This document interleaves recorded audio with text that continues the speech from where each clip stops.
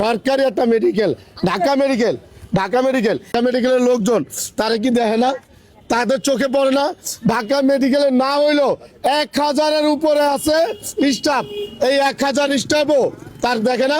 আমি একজন স্টাফে বললাম, ভাই তার চিকিৎসার খরচ আমি দিতেছি, তার একটু ধৈর্য লন, আমরা একটু ভর্তি করি। কয় এটা আমার কাজ না, এটা তোর বাবার কাজ, চোরের বাচ্চা, তোর কাজ না। তুই হসপিটালে সরকারিতে বেতন নাস না? হ্যাঁ, সরকার তোর বেতন দেয় না?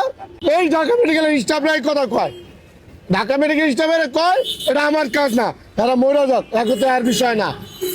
আপনাদের কাছে পায়ে ধরা কই, ভিডিওটা এরকম ভাবে শেয়ার করবেন যে প্রধানমন্ত্রী তারেক জিয়ার কাছে যে পৌঁছায়। এই ভিডিওটা দেন, পায়ের অবস্থা দেন, এমন পোকের অবস্থা, নিজের কাছে খারাপ লাগতেছে।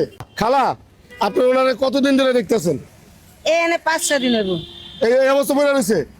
ঢাকা মেডিকেলের লোকজন কি দেখে না? না, কেউ দেখে না। হ্যাঁ, কেউ দেখে না।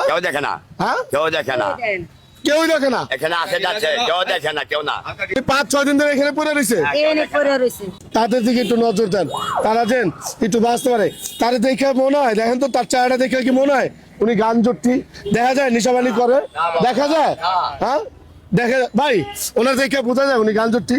হ্যাঁ, নেশাবানি মানুষ, ওনার বাড়ি চাঁদপুর। ভালো সরকার তো আর অবহেলা করতে পারে না।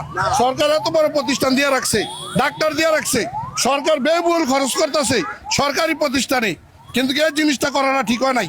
আপনারা ভিডিওটা এরকম ভাবে শেয়ার করবেন যে প্রধানমন্ত্রী তারেক জিয়া যেন এই ভিডিওটা দেখে।